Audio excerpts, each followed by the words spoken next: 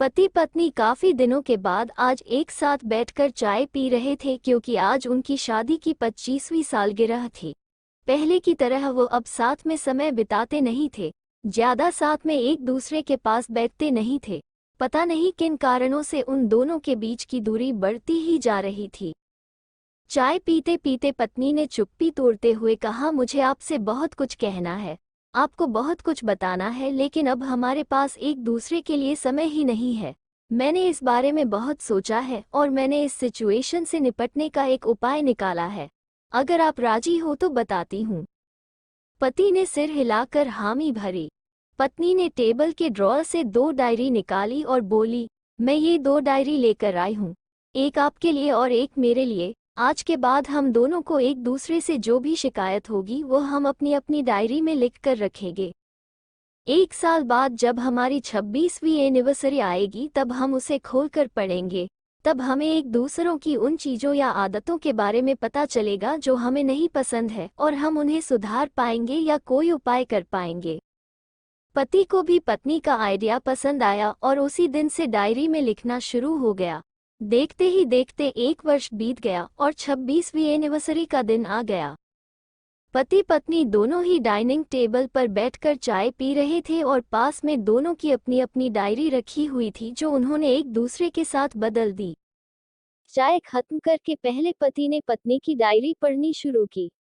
उस डायरी में काफी सारी शिकायतें थी, जैसे कि आज होटल में ले जाने के लिए वादा किया था लेकिन फिर भी नहीं लेकर गए।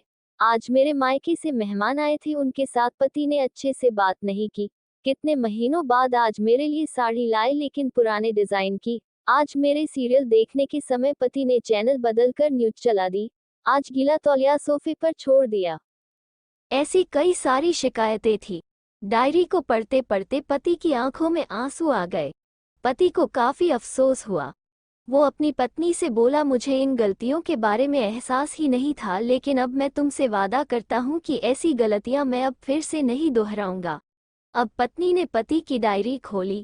पत्नी ने डायरी के कई सारे पन्ने पलटे लेकिन वह पूरी तरह से खाली थी। कहीं पर भी एक शब्द भी नहीं लिखा था। पत्नी बोली, आपने तो डायरी में कुछ लिखा ही नहीं है। पति बोला, आखिरी पन्ना देखो, मैंने उसी पर लिखा है। उस पन्ने पर लिखा था, तुमने मेरे लिए और मेरे परिवार के लिए इतने सालों में जो त्याग किया है और हम सबको जितना प्यार दिया है, उसके आगे मैं तुम्हारे खिलाफ इस डायरी में कुछ भी नहीं लिख सकता। और इससे भी जरूरी, मुझे कभी तुम में कोई कमी देखने की इच्छा हुई ही नहीं। ऐसा नहीं है कि तुम में कोई कमी नहीं है, लेकिन तुम्हारे प्यार, समर्पण और त्याग के आगे तुम्हारी कोई भी कमी बहुत छोटी है।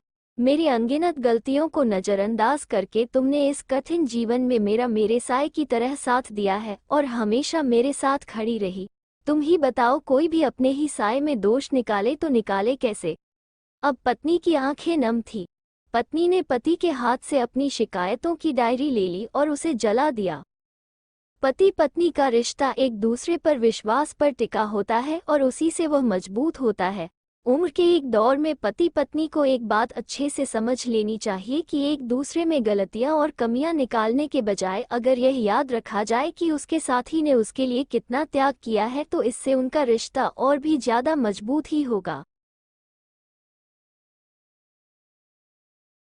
कहानी को अंत तक सुनने के लिए आपका हार्दिक आभार। कृपया मेरी अन्य कहानियों को भी जरूर क्लिक करें। धन्यवाद।